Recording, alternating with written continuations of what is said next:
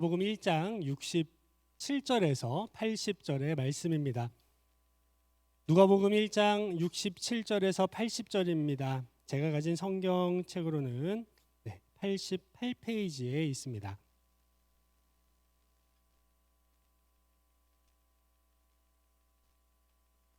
찾으신 분들은 성경책을 봐주시고, 혹 성경책이 없으신 분들은 같이 우리 화면에 있는 말씀을 함께 제가 한 절, 여러분 한 절 우리 교독하도록 하겠습니다. 그 붙인 사가랴가 성령의 충만함을 받아 예언하여 이르되,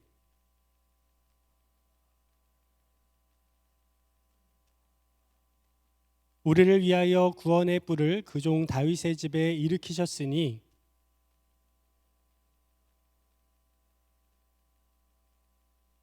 우리 원수에게서와 우리를 미워하는 모든 자의 손에서 구원하시는 일이라.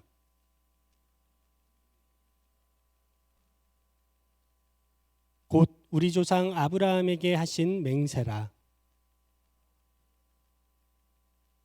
종신토록 주의 앞에서 성결과 의로 두려움이 없이 섬기게 하리라 하셨도다.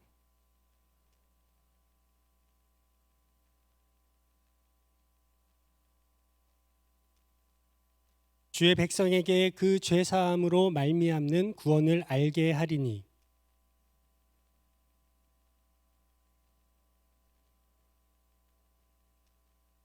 어둠과 죽음의 그늘에 앉은 자에게 비치고 우리 발을 평강의 길로 인도하시리로다 하니라.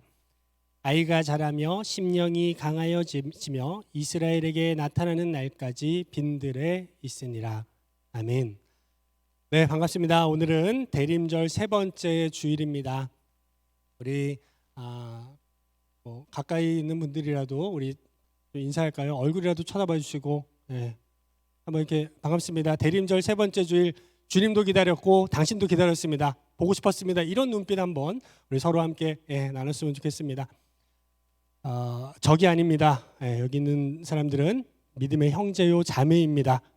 무섭게 보지 마시고 한편이라는 거, 함께 가야 하는 믿음의 형제 자매임을 다시금 기억하십시오. 어떻게 분주한 삶 속에 어떻게 한 주를 잘 보내오셨습니까? 아무리 코로나여서 뭐 이러고 저러고 하더라도 우리의 일상은 크게 바뀌지 않는 것 같습니다. 먹고 살기 힘들고, 공부하느라 힘들고, 일하느라 힘들고, 그냥 일이 없어서 또 힘들고, 이래저래 힘든 게 우리의 삶입니다. 그렇게 분주하고 치열한 일상 가운데 여러분 어떻게 주님과 가까이 지내고 사셨는지 묻고 싶습니다. 대림절 예수님의 오심을 기다리며 주님과 함께 더 간절함으로 함께 살아가는 이 시기 어떻게 그에 합당한 자세로 여러분 살아가고 계시는지 또한 묻고 싶습니다. 저 스스로에게 물어보면 과연 그런가? 나도 그저 분주함 속에 그냥 하루를 살아가는 한 존재가 아닌가라는 생각이 들면서 힘이 살짝 빠지기도 합니다. 그러나 다시금 우리에게 소망이 있음은 하나님의 말씀이 오늘도 우리에게 능력이 되고 살아계신 하나님 결코 가짜가 아니기에 우리의 삶 일으켜 주시고 회복시켜 주시고 다시금 주님의 손으로 우리를 이끌어 주실 것을 확신하기에 비록 연약한 나의 모습을 보나 하나님으로 인하여 다시금 소망을 품게 됩니다. 오늘 함께 이 세례 요한의 말씀을 우리가 좀 살펴볼 텐데 이 시간 말씀을 나누는 가운데 성령께서 우리의 선생님 되어 주시기를 간절히 바랍니다. 우리가 잘 알고 익숙한 말씀 가운데 무뎌져서 그저 한 귀로 듣고 흘리는 것이 아니라 부디 주의 성령께서 하나님의 말씀을 깨달아 알게 하시고 그 말씀을 깨달아 알므로 인하여 우리의 힘과 우리의 의지와 상관없이 우리를 움직이시고 우리를 이끄시는 주님의 능력이 이 시간 말씀 가운데 있기를 간절히 바라고 원합니다. 오늘 본문으로 우리 함께 좀 들어가 보도록 하겠습니다. 오늘 본문에는 한 아버지가 나옵니다. 67절에 보면 그 붙인 사가랴가 라고 나옵니다. 어느 아이의 아버지 이름이 사가랴인가 봅니다. 그가 성령의 감동을 받아 곧 태어날 아들에 대한 예언을 하는 부분이 오늘의 본문 내용입니다. 그리고 그 아들은 예언대로 하나님의 선지자로서 예수님의 오실 길을 예비하는 자가 될 것이다 라고 예언을 하고 있습니다. 이런 내용 가운데 잠시 우리 이 가족이 어떤 구성원으로 이렇게 되어 있는지 한번 살펴보겠습니다. 이게 아버지는요, 제사장인 이 사가랴라는 분이고요. 그리고 어머니는 아론 자손의 엘리사벳이라고 이야기하고 있습니다. 기록되어 있습니다. 그리고 태어날 아들은 요한입니다. 자, 이 요즘 이 3인 가구가 많죠. 혼자이신 분들이 많은데 오늘 이 3인 가구에 대해서 이 사가랴와 엘리사벳과 요한 이 가정에 대해서 우리 좀 살펴보고자 합니다. 특별히 요한에 대해서 우리가 좀 집중해서 함께 살펴보고자 합니다. 오늘 누가복음 이 본문은요, 세례 요한이 어떠한 사람인지를 아주 집약적으로 그 인생이 어떻게 될 것인지를 잘 이렇게 이야기해주고 있습니다. 우리가 이렇게 보면은 뭐 크게 어렵지 않은 내용입니다. 하나님이 택한 사람이 있는데 그 사람이 어떻게 살아갈 거야라는 예언을 합니다. 이것은 단순히 한 사람이 막 빌받아서 한 이야기가 아니라 성령의 충만 가운데 우리의 의지가 아닌 성령께서 우리로 하여금 선포하게 하신 말씀이었습니다. 그리고 그 말씀대로 살아갔던 주의 말씀을 살아냈던 한 사람의 이야기라는 것을 우리가 알 수 있는데요. 그냥 이렇게 외적으로 이제 이 말씀을 좀 여러 가지로 이렇게 보다가 이 세례 요한의 이야기에 유대인이나 그러니까 흔히 얘기해서 이 세례 요한이 꼴 보기 싫은 유대인들의 이야기가 좀 나옵니다.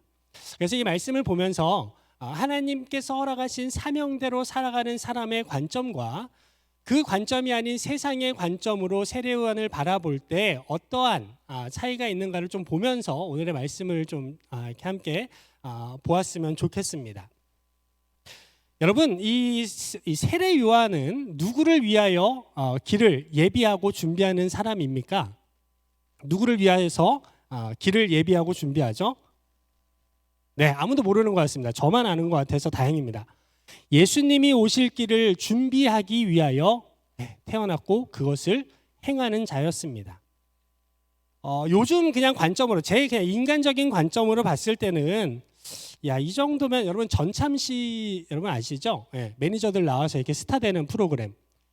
예수님 정도의 이런 네임밸류를 가진 분을 어느 정도 이렇게 약간 매니저 느낌은 아니지만 예수님을 알리고 예수님의 오실 길을 알리는 이런 역할을 하는 사람이라면 나름대로 좀 유명한 인사가 될 수도 있고 거기에 약간 뭔가 이렇게 좀 힘이 들어가는 이런 자세로 이렇게 삶을 살 수 있지 않을까?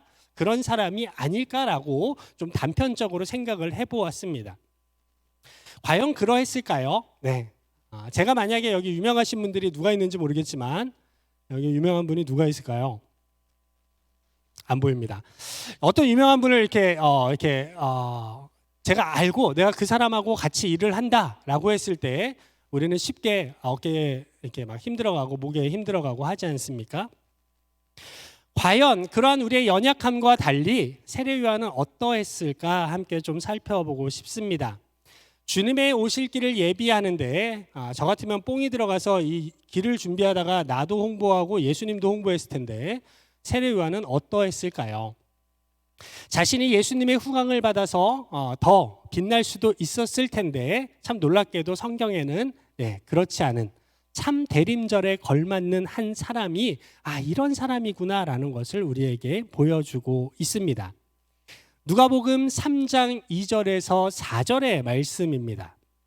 제가 읽겠습니다. 안나스와 가야바가 대제사장으로 있을 때에 하나님의 말씀이 빈들에서 사가랴의 아들 요한에게 임한지라. 요한이 요단강 부근 각처에 와서 죄사함을 받게 하는 회개의 세례를 전파하니 선지자 이사야의 책에 쓴 바 광야에서 외치는 자의 소리가 있어 이르되 너희는 주의 길을 준비하라 그의 오실 길을 곧게 하라라고 이렇게 선포하는 모습이 나옵니다. 처음이니까 아직까지는 온전할 수 있습니다. 아직까지는 처음이니까 뽕이 덜 들어갈 수 있습니다. 예수님만을 전했고 예수님의 오실 길만을 선포했던 그의 모습, 그 기다림 우리가 함께 좀 엿볼 수 있습니다. 자, 계속해서 7절과 8절의 말씀입니다. 누가복음 3장 7절에서 8절의 말씀은 이렇게 기록합니다. 요한이 세례받으러 나오는 무리에게 이르되 독사의 자식들아 누가 너희에게 일러 장차 올 진노를 피하라 하더냐. 그러므로 회개에 합당한 열매를 맺고 속으로 아브라함이 우리 조상이라 말하지 말라. 내가 너희에게 이르노니 하나님이 능히 이 돌들로도 아브라함의 자손이 되게 하시리라. 아멘. 사람들에게 거침없이 독서를 내뿜습니다. 이걸로 봐서는 사람들의 인지도에 큰 관심이 없는 게 확실합니다. 예수 그리스도의 오심을 기대했고 예수 그리스도의 오심을 그토록 기대했기에 사람들의 시선이나 그의 자리에 어떠한 안정은 전혀 추구할 것이 되지 못했습니다. 오직 다시금 우리에게 오신 예수 그리스도, 약속하신 메시아를 선포하는 일에 아주 충실하게 그 사명을 감당하고 있습니다. 어느 날 유대인들이 요한에게 찾아옵니다. 요한복음 1장 19절에서 23절의 내용인데요. 이거는 제가 어떤 이야기인지 한번 말씀드릴게요. 이 유대인들이 예루살렘에서 제사장들과 레위인들을 요한에게 보냅니다. 이제 한번 공격하러. 넌 뭔데 여기서 이러고 있냐? 이런 느낌인 것 같아요. 이렇게 묻습니다. 야, 너 누구냐? 묻습니다. 너 누구냐? 라고 이야기하니까 네, 요한이 드러내어 말하고 숨기지 아니합니다. 그러면서 뭐라고 대답하냐면 나는 그리스도가 아니다 라고 고백합니다. 그러자 또 묻습니다. 너 엘리야야? 이랬더니 아닌데 라고 이야기를 합니다. 또 묻습니다. 그러면 네가 그 선지자냐? 구약에서 예언한 그 선지자냐? 아닌데 라고 또 이야기합니다. 또 말합니다. 누구냐? 우리를 보낸 이들에게 말 좀 해봐. 넌 그래서 누군데? 라고 이제 묻습니다. 그러자 이렇게 대답합니다. 나는 선지자 이사야의 말과 같이 주의 길을 곧게 하라고 광야에서 외치는 자의 소리다 라고 이야기합니다. 변함이 없습니다. 한결같습니다. 너네가 아무리 얘기해도 나는 나의 사명만을 감당할 거야. 나의 기다림은 변치 않을 거야. 야, 이 자식들아 하면서 자신 있게, 아마 자신 있게도 아니고 그냥 정말 당연히 해야 될 말을 하는 것처럼 평정심을 유지하고 처음과 같이 끝까지 예수 그리스도만을 기다렸고 전하는 그분의 오실 길을 준비하는 자로서의 모습을 보여주고 있음을 우리가 확인할 수 있습니다. 세례 요한은 온전히 자신의 사명에 충실한 사람이었습니다. 아까도 말씀드렸지만 여러분, 예수님의 오실 길을 준비하던 이 세례 요한을 향해 많은 사람들의 시선이 갔습니다. 미워서의 개념보다는 야, 쟤 신기하네. 근데 쟤 뭐야? 그냥 걸리적거려. 잘 나가는데 좀 제거 좀 해야 되겠다. 아주 꼴 보기 싫어. 이런 시선으로 사람들의 이런 시선들이 왔을 겁니다. 그런 관심들이 쏠렸을 겁니다. 그런 가운데 나름대로 한마디 좀 이렇게 좀 덧붙여서 하면 좋게 자기도 좋고 얘네들도 좋고 서로 이렇게 맘만 먹으면 세례 요한은 자신이 뭔가 예수님의 오실 길 이전에 한번 자기도 빛 좀 봤을 수 있을 겁니다. 그런데 전혀 어깨에 뽕도 들어가지 않았고 목에 기부스도 하지 않은 채 주어진 상황을 즐기기는커녕 묵묵히 그 기다림의 길을 가게 됩니다. 여러분, 분명한 것은 세례 요한에게 이 기다림의 사명, 주님 오실 길을 준비하는 이 사명에 붙들림 바 되어서 살아가는 것, 이것이 이 세례 요한에게는 삶이었다라는 걸 우리가 좀 생각해 볼 수 있습니다. 더 깊게 이야기하고 더 많은 본문들을 이야기할 수 있지만 여러분, 이 세례 요한의 모습은 진짜 보통이 아니다 라는 생각을 하게 됩니다. 우리가 그걸 또 어떻게 알 수 있는가? 우리 한 본문을 좀 보도록 하겠습니다. 여러분, 예수님께서 드디어 세례 요한과 조우하게 되는 모습이 요한복음 1장 28절과 30절에 나타납니다. 이 말씀도 한번 띄워주시면 제가 읽어보도록 하겠습니다. 현대인 성경으로 제가 읽겠습니다. 요한은 예수님이 자기에게 나오시는 것을 보고 이렇게 말하였다. 보라, 세상 죄를 짊어지신 하나님의 어린 양이시다. 내가 전에 내 뒤에 오시는 분이 계시는데 그분이 나보다 위대한 것은 나보다 먼저 계셨기 때문이다 라고 말한 분이 바로 이분이시다. 이걸 어떻게 제가 다 감정을 표현할 수는 없는데, 똑같이 할 수는 없지만 여러분 상상이 되지 않습니까? 기다려왔습니다. 묵묵히 기다려왔습니다. 수많은 상황적인 위협이 있었습니다. 사람이기 때문에 주어진 상황에서 여러 생각, 딴 생각할 수 있습니다. 근데 그 기다림의 끝에 예수님을 만나게 되었습니다. 그리고 그 기쁨을 어떻게 표현합니까? 정말 이 말씀 너무, 저는 이게 이 말씀을 보면서 너무 이렇게 막 감격에, 막 이렇게 흥분되고 하지만 눈물도 나고 막 이런 여러 만감이 교차하는 가운데 이 세례 요한이 예수님을 보고 이렇게 말하지 않았을까 생각이 됩니다. 기다렸던 예수님을 만났습니다. 그런 가운데도 오직 예수님 한 분만을 드러냈고 예수님 한 분만을 이야기했으며 예수님 한 분만이 자신을 통해 나타나기를 원했던 그의 중심을 우리가 볼 수 있었습니다. 기다렸던 예수님을 만났습니다. 감격과 기쁨이 충만했습니다. 그리고 좀 시간이 지나서 세례 요한에게 또 한 번의 중요한 이 순간이 찾아옵니다. 여러분, 이 예수님의 제자들이 유대 땅에서 세례를 베푸실 때 요한도 에논이라는 지역, 멀지 않은 지역에서 이 세례를 베풀고 있습니다. 그런데 이때 뜬금없이 요한의 제자들이 한 유대인하고 정결 예식에 관련된 이야기로 논쟁을 벌이게 됩니다. 그러다가 무슨 얘기까지 흘러가냐면 요한복음 3장 26절에서 30절의 상황으로 이제 이 상황이 전개됩니다. 제가 읽겠습니다. 그들이 요한에게 가서 이르되 랍비여, 선생님과 함께 요단강 저편에 있는 이곳 선생님이 증언하시던 이가 세례를 베풀매 사람이 다 그에게로 갑니다. 무슨 얘기인지 아시겠죠?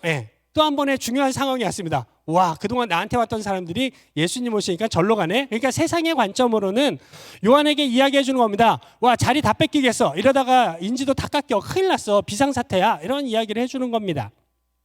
그런데 요한이 어떻게 이야기합니까?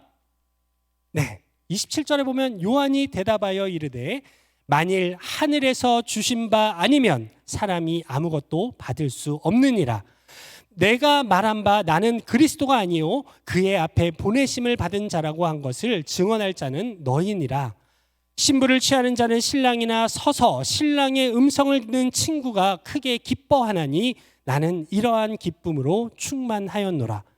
그는 흥하여야 하겠고 나는 쇠하여야 하리라 하니라. 아멘. 너무 멋져요. 너무 멋집니다. 야, 나도 이렇게 살 수 있을까? 그러면 전 자신이 없지만 너무 멋집니다. 세상의 관점, 제3자의 관점에서는 세례 요한의 상황이 야, 큰일 났어. 비상 상황이야. 네가 원조인데 세례 베푸는 거 네가 원조인데 지금 난리 났어. 새로운 집이 등장해서 너 이제 큰일 났다. 타이틀 뺏긴다. 그래서 어떻게 보면 마음이 편치 않을 수 있습니다. 위축될 수 있습니다. 그러나 역시 세례 요한 선생님의 대답은 명불허전입니다. 왜 세례 요한인지 우리는 다시금 깨닫게 되는 것이죠. 나는 그리스도가 아니야. 나는 그리스도가 아니야. 난 그저 그의 앞에 보내심을 받은 사람이기 때문에 그게 맞아. 이야기하는 것이죠. 그러면서 무엇입니까?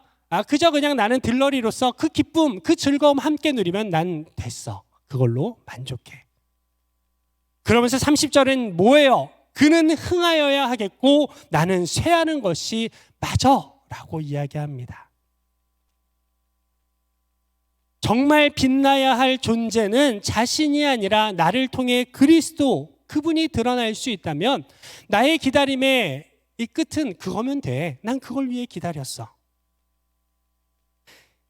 자신의 영광보다 자신을 통해 사람들이 예수님을 볼 수 있다면 난 그걸로 돼. 그거라면 나는 쇠하여도 아무 문제가 없어. 철저히 자신을 낮추고 살아계신 하나님 예수 그리스도만을 높였던 그분의 오실 길을 준비했던 이 세례 요한의 모습을 우리가 이 좀 말씀을 통해서 살펴보았습니다. 여러분, 무엇이 세례 요한을 이렇게 만들었을까요? 여러 가지를 생각할 수 있을 겁니다. 그런데 저는 이 본문을 보면서 세례 요한이 태어나기 전부터 선포되어졌던 그의 사명 때문에 그가 이렇게 살 수 있었던 것이 아니었나 생각합니다.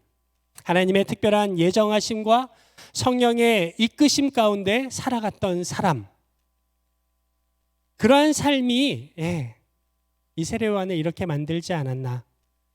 그에게 있어서 예수 그리스도의 오심을 예비하는 것은 단순히 삶의 목적이 아닌 삶 그 자체였다라는 것을 우리가 생각해 볼 수 있습니다.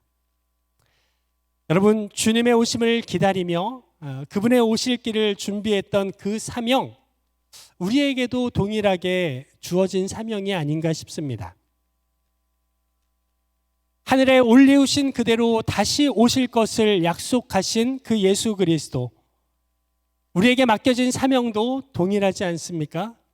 단순히 오늘 우리에게 허락되어진 어떤 이 사명, 공동체를 더 건강하게, 우리의 삶이 더 이렇게 주님의 일하시는 일들을 더 이렇게 풍성하게 나타내는 것, 그것도 맞습니다만, 우리가 본질적으로 추구하는 이 신앙은 무엇입니까? 다시 오실 주님을 기다리며 그 주님을 믿고 기다리기에 우리의 삶의 자리에서 맡겨주신 사명들 감당하고 땀 흘리고 노력하고 눈물 흘리고 희생하고 기꺼이 나를 내어주는 이러한 삶의 모습들이 나타나는 것 아니겠습니까? 말씀을 정리합니다. 세례 요한, 그의 기다림은 대림절의 의미를 다시금 되새기게 합니다. 기다림, 그것이 삶이 된 사람이었습니다. 기다림, 그것을 몸소 살아냈던 사람이었습니다. 그러나 그 기다림으로 세상에서 빛나지 못했던, 그러기에 더욱더 행복했던 사람이 바로 세례 요한이었습니다. 주님 다시 오시는 날까지 우리가 살아내야 할 삶의 모습이 이러한 삶이 아닐까 싶습니다. 물론 말처럼 쉽지 않습니다. 저 자신을 보면 그래요. 내 안에 주님보다 내가 더 많아서 이게 쉽지 않습니다. 내 인생 내가 가장 빛나야 한다라는 그런 욕심이 많아서 이런 세례 요한과 같은 삶의 이런 여정을 내가 살아갈 수 있을까 두렵습니다. 일상의 삶에서 주님 뒤로 하는 것, 아무렇지도 않게 하는 것이 저이기에 과연 나는 이 삶을 살아갈 수 있을까? 주님 다시 오시는 그날까지 나는 과연 주님의 길을 예비하고 준비하는 자로 살아갈 수 있을까? 참 두렵습니다. 그러나 여러분, 우리의 연약함에서 우리의 시선을 돌려야 합니다. 우리의 시선을 신실하신 하나님께로 돌려야 합니다. 여러분, 오늘 본문을 보시면요, 이렇게 이야기합니다. 왜 세례 요한인가? 이 세례 요한에 이 포커스를 두면 안 됩니다. 왜냐? 성령의 충만 가운데서 하나님의 하실 일을 깨닫게 하셨고, 또한 여기 말씀에 보면요, 이런 말씀이 나옵니다. 오늘 본문 1장 72절에 보면요, 이렇게 이야기합니다. 우리 조상을 긍휼히 여기시며 그 거룩한 언약을 기억하셨다. 하나님이 하시는 일, 하나님이 계획하시는 일은 하나님이 이루십니다. 무슨 이야기입니까? 세례 요한에 우리가 포커스를 두다 보니 와 대단해, 와 라고 했는데, 세례 요한도 대단할 수 있지만 하나님의 계획과 완전하신 일하심이 없이는 이 세례 요한도 있을 수 없다라는 걸 우리는 생각해야 하는 것이죠. 다시 오실 주님을 기다리는 이 대림절, 여러분, 우리가 다시금 주님 오심을 기다리면서 막연한 기다림으로 살지 않았으면 좋겠습니다. 향방 없는 순간에 어떤 이 감정에 치우친 사명으로 살아가지 않기를 또한 간절히 바랍니다. 진리의 성령께서 우리에게 주어진 기다림과 그 기다림 속에 허락하신 사명을 깨달아 살아가는, 그 사명을 따라 살아가는 우리의 인생 되기를 간절히 바랍니다. 세례 요한의 기다림 속 사명은 한마디의 말이나 순간의 액션이 아니었습니다. 그것은 인생 전반에 흐르는 삶의 모습이었고 방향이었음을 우리는 기억해야 합니다. 기도하겠습니다. 살아계신 하나님, 다시금 겸손히 주의 말씀 앞에 나아갔습니다.